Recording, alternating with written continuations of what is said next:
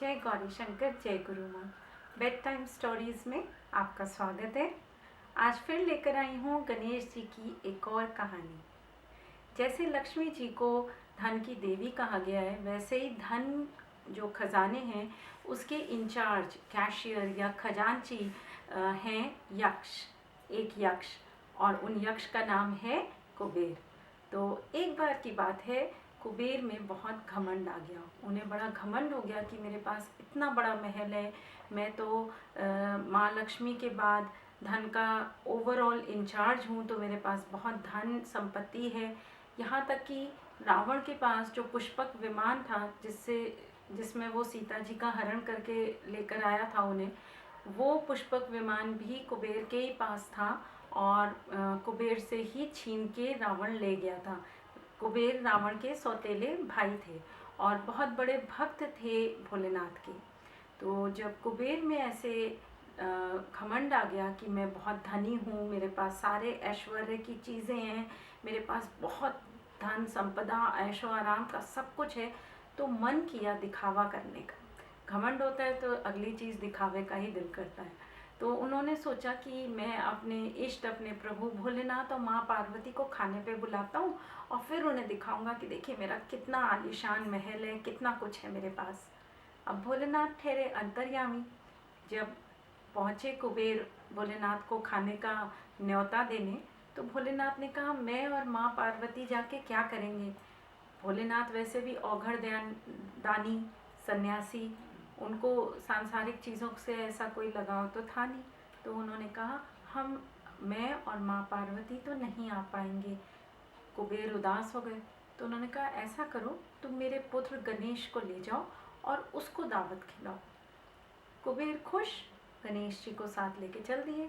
गणेश जी भी उस समय छोटे थे, खुशी खुशी कुबेर के साथ वो भी चल दिए, नटखट बालक। लेकिन याद रखिए उनका एक नाम था लंबोदर, यानी बड़े पेट वाला। तो कुबेर ने दावत का पूरा इंतज़ाम करके रखा था। 56 भोग परोसे गए, तरह तरह के पकवान, मिठाइयाँ सब गणेश जी के आगे रखी गई। गणेश जी खुश होके खाते गए खाते गए खाते गए, सारा भोजन उन्होंने अकेले ही ख़त्म कर दिया। अब उन्होंने कहा मुझे और भूख लगी है, कुबेर खाना और लाओ। कुबेर ने कहा प्रभु थोड़ा सा समय दीजिए, मैं खाना बनवाता हूँ। खाना वापस से बनना शुरू हुआ। गणेश जी खाए जा रहे हैं, यहाँ खाना बन रहा है और खाना बन रहा है। इतने आलीशान महल में सोचिए कितने ढेर सारे लोग होंगे जो खाना बनाने में लगे थे, और गणेश जी खाते गए तब तक खाते गए जब तक कि अन्न के भंडारे खाली नहीं हो गए। एक दाना अनाज का कुबेर जी के घर में नहीं बचा। तो कुबेर जी ने हाथ जोड़ के कहा प्रभु अब भोजन के लिए कुछ भी नहीं बचा है। गणेश जी ने कहा ये क्या बात है, ये तो मेरा अपमान है। तुमने मुझे खाने पे बुलाया और मेरा जब तक पेट नहीं भरता तुम्हें मेरे को भोजन कराना चाहिए, मुझे नहीं पता, और भोजन लाओ। अब कुबेर ने कहा प्रभु मेरे तो अन्न के भंडारे तक खत्म हो गए, मैं खाना बनवाऊँ तो बनवाऊँ कहाँ से। गणेश जी नाराज़, उन्होंने कहा फटाफट मेरे लिए और खाना लेकर आओ, नहीं तो मैं तुम्ही को खा जाऊँगा। गणेश जी को ऐसे गुस्से में देख कुबेर घबरा गए और भागे सीधे कैलाश की ओर। तब तक गणेश जी ने उनके बर्तन, उनका बाकी का सामान उठा उठा के खाना शुरू कर दिया। कहा जाता है कि उनका महल तक गणेश जी खा गए। इधर यक्षराज कुबेर पहुँचे कैलाश पर्वत पर, और भोलेनाथ वहाँ बैठे मुस्कुरा रहे थे। प्रभु तो अंतर्यामी हैं, वो जानते थे क्या हुआ है।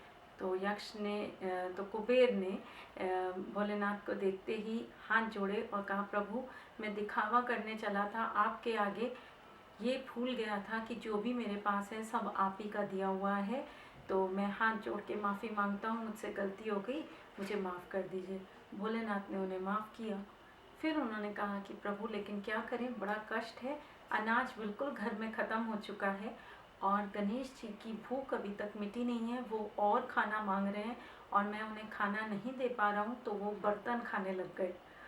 तो गणेश जी को के पिता थे भोलेनाथ, तो उन्होंने कहा ये लो एक मुट्ठी चावल मुझसे लेके जाओ, प्यार से खिलाना, भक्ति भाव से खिलाना, पूरे समर्पण से खिलाना, और गणेश की जो भूख है वो इस एक मुट्ठी चावल से ही समाप्त हो जाएगी। ऐसा ही किया। कुबेर ने वो मुट्ठी चावल लेकर आए, गणेश जी के आगे परोसा, माफ़ी मांगी उनसे कि मैंने आपके आगे भी दिखावा किया, क्षमा कर दीजिए प्रभु, और हाथ जोड़े और पूरे भक्ति भाव से, श्रद्धा भाव से उनको वो एक मुट्ठी चावल खिलाया और कहा कि हे प्रभु, मेरे पास इसके अलावा और कुछ नहीं है।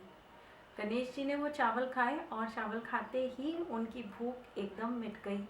वो एकदम प्रसन्न होकर खड़े हो गए और बोले, मेरी भूख मिट चुकी है। ये थी आज की छोटी सी कहानी। उम्मीद करती हूँ आपको अच्छी लगी होगी। इस कहानी से हमें ये पता लगता है कि ईश्वर को हमारे दिखावे की, बाहरी आडंबर की कोई ज़रूरत नहीं। ईश्वर सिर्फ हमारे मन के भाव का भूखा है।